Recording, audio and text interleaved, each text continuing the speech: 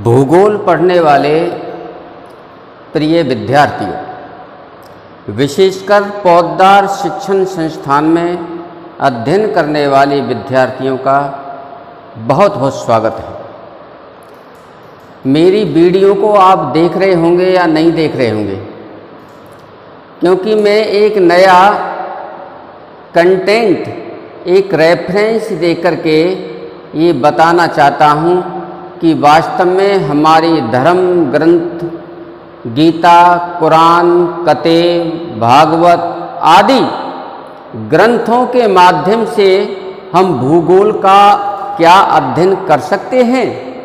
यह हमारे सामने एक समस्या नहीं है, बल्कि एक गुप्त समाधान है।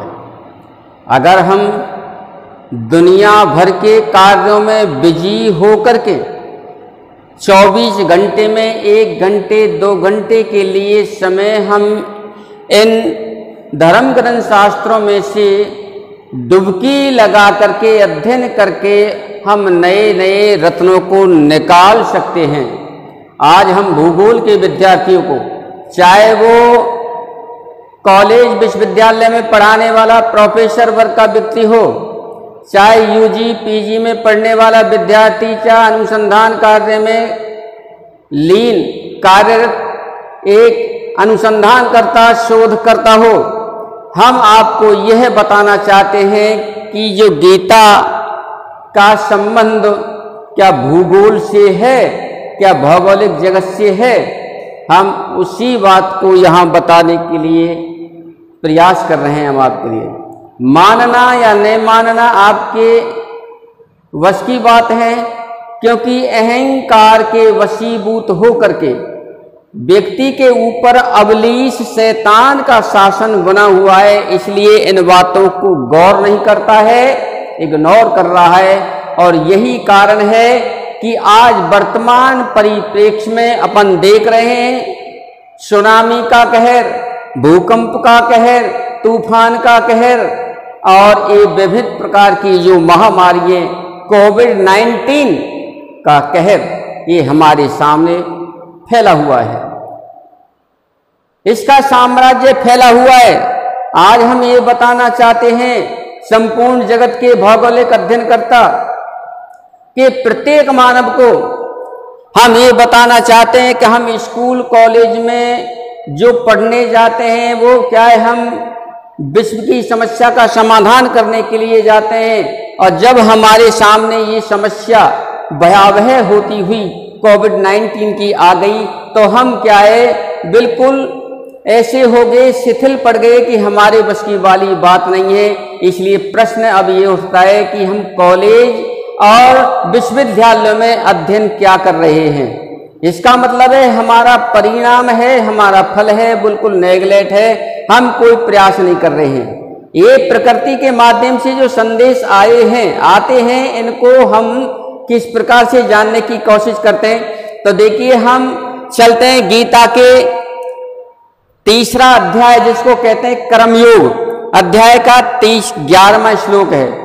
हम इसके माध्यम से ये जानना चाहते हैं कि वास्तव में ये देवान भावे तानेन्त देवा, जो श्लोक लिखा हुआ है, ते देवा भावयन्तु वह परस्परम भावयन्ते श्रेय परम वापश्यत, ये गीता में 3रे अध्याय के 11वें श्लोक में लिखा हुआ है।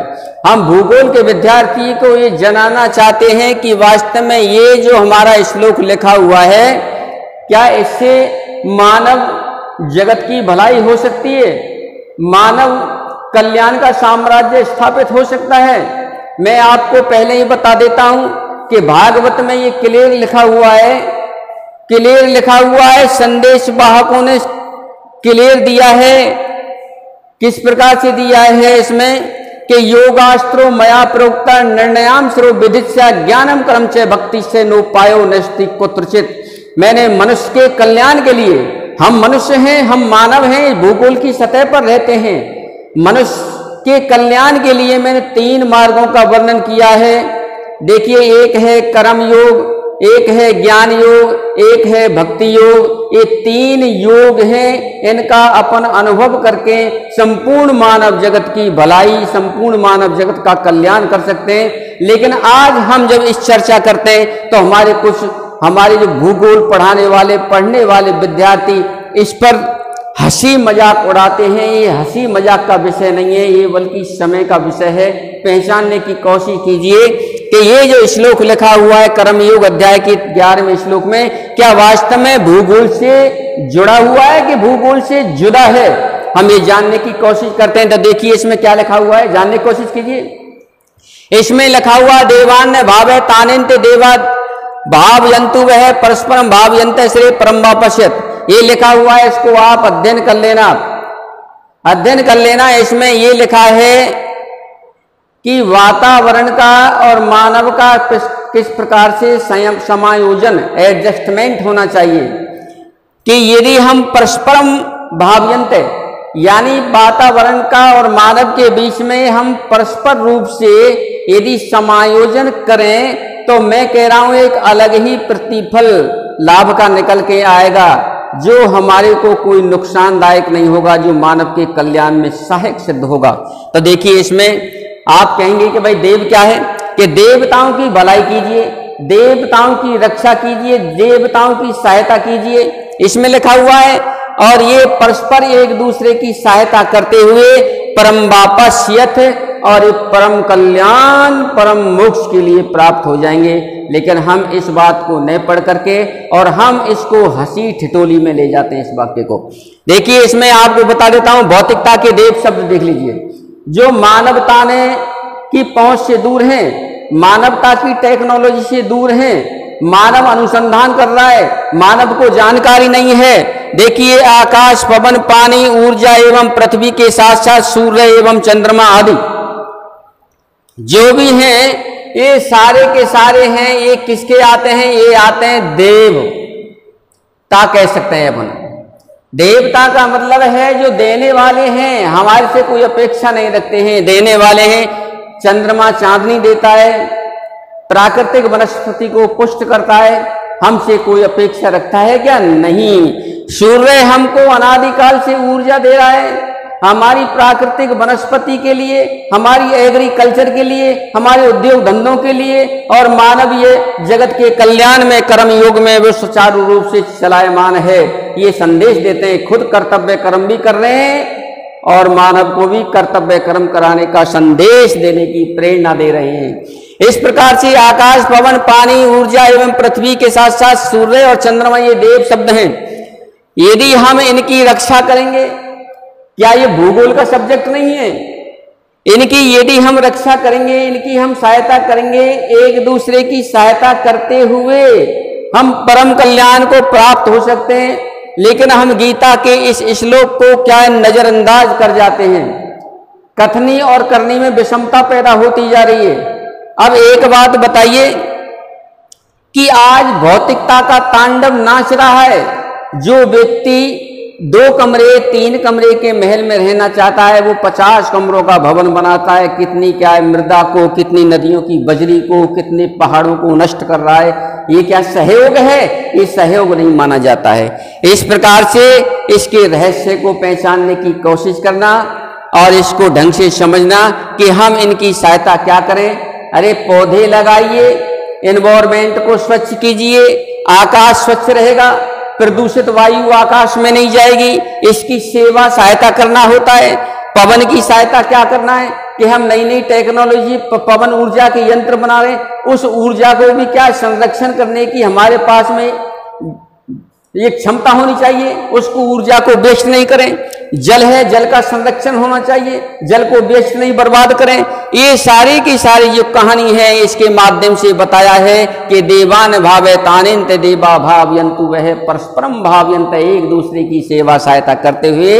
और एनवायरमेंट इक्वल टू एनवायरमेंट और हमारा मानवीय जगत परम श्रेष्ठ कल्याण को प्राप्त हो सकते हैं। इसलिए हम ये जानने की कोशिश करते हैं, हम ये बताने की कोशिश कर रहे हैं, क्या ये श्लोक मानवीय भौतिक जगत की और क्या भलाई करने लायक नहीं है? क्या गीता से क्या भूगोल का संबंध नहीं है? गीता का जो संदेश आया था वो कौन के लिए आया था? पशुओं के लिए आया था कि सागर में रहने वाले जीवों के लिए आया था कि स्थल पर रहने वाले अन्य जो मूक प्राणियों के लिए आया था? बल्कि विवेकशील प्राणियों के लिए संदेश आया था। ये लेटर आया था, ये पत्र आया था, ये कागज आया था। इस कागज की अवहेलना नहीं करना, नहीं तो इस कागज की अवहेलना करोगे तो दुख के पीड़ा में जाओगे।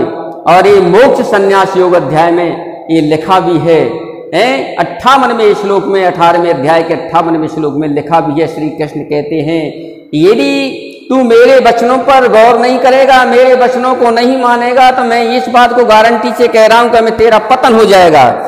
गौर करना है तुझे, और भौगोलिक मानव की भलाई करने के लिए साथ साथ में गीता का अध्ययन भी आवश्यक होता जा रहा है। इसलिए ये नया संदेश नहीं माने, ये पौराणिक संदेश है। लेकिन पौराणिक संदेश क्या है? परंपरा से जो ज्ञान प्राप्त होता है उसका विनाश हो जाता है, क्योंकि अनादि काल में ये उपदेश सूर्य को दिया था, सूर्य ने अपने पुत्र मनु को दिया था, मनु ने अपने पुत्र इक्ष्वाकु को दिया था, और धीरे धीरे ये परंपरा से प्राप्त होता हुआ ज्ञान भूमंडल पर लुप्त हो गया। और आज तुम देख रहे हो अच्छी प्रकार से कि मानव के और प्रकृति के बीच में एक दरार पैदा हो गई है।